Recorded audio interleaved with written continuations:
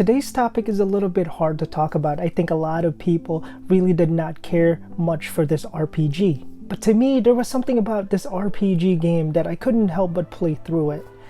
All the while, it feels like many of you have just forgotten about this title and moved on to the next best thing. Ladies and gentlemen, my name is Ace and today's topic is a forgotten RPG I became a fan of, and I'm confident if you are an RPG fan that you might change your mind too after watching this video. This is Infinite Undiscovery. Let's go.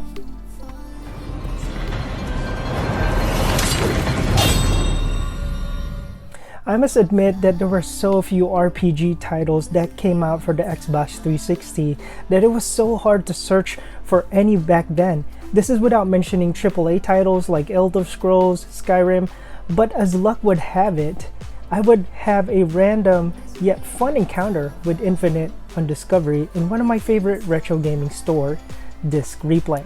This encounter would take place around 2011, and I was just stopping by to see if they have any games that I might be interested in owning and adding to my collection.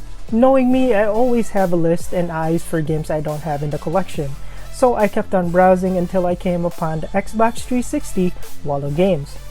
Here I would find games that were very popular on the 360 back then, and I was not too hopeful that there would be some kind of title there that would pique my interest until I came across Infinite Undiscovery while looking through the wall of games.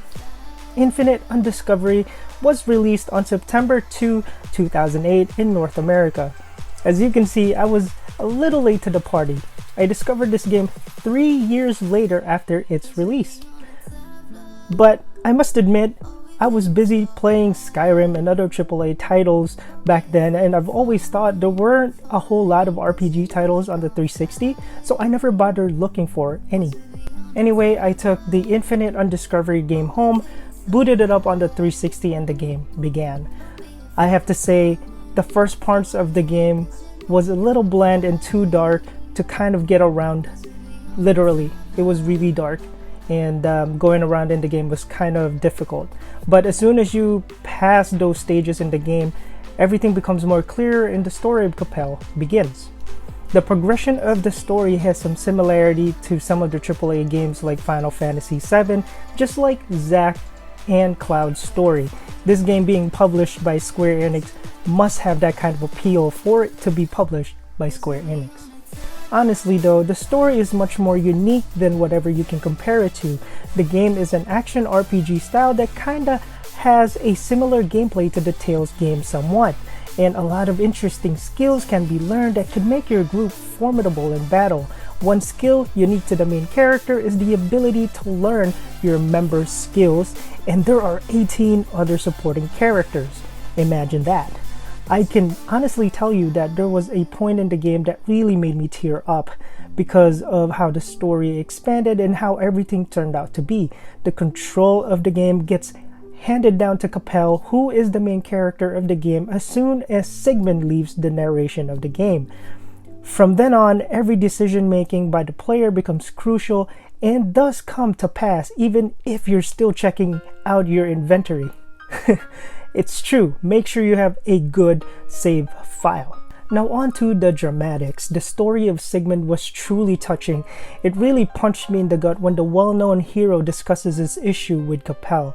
I have never mentioned it, but Capel and Sigmund looks like twins. They have similar features but different levels of courage and upbringing. Capel is a bard while Sigmund grew up to be a warrior, a liberator of chains. When Sigmund said that he can no longer break the chains because of all the damage and injuries he has sustained to Capel, really made me tear up. Sigmund couldn't even take his armor off because it's the only thing keeping him together. I only assumed that he hides his injuries underneath the armor from the other members of the Liberation Army. He was a symbol of hope, yet he knew that he was nearing his limit. That's why he believed that Capel might be capable of doing what he had done, and for Capel to move forward and continue liberating as him. To hear that from Sigmund brought tears to my eyes, and I told myself, I'm going to keep playing. I need to know what really happens.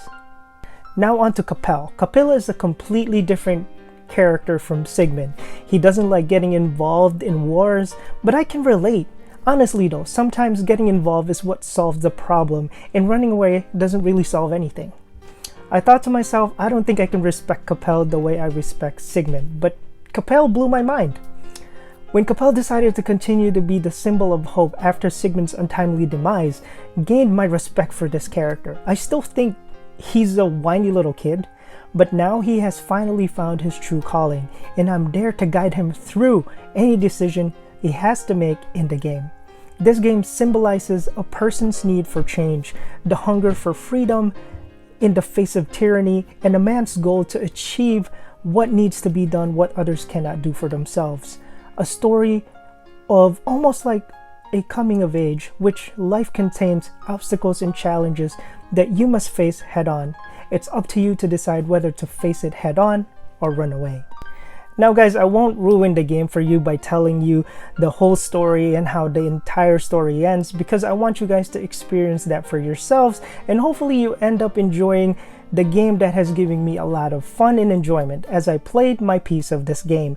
I believe there are so many more RPG treasures hiding in the list of games for the Xbox 360, and it's all up to us to find and discover them all. To all of you guys who have watched this video, guys, I want to thank you all so much, and I'll see you next time. Later.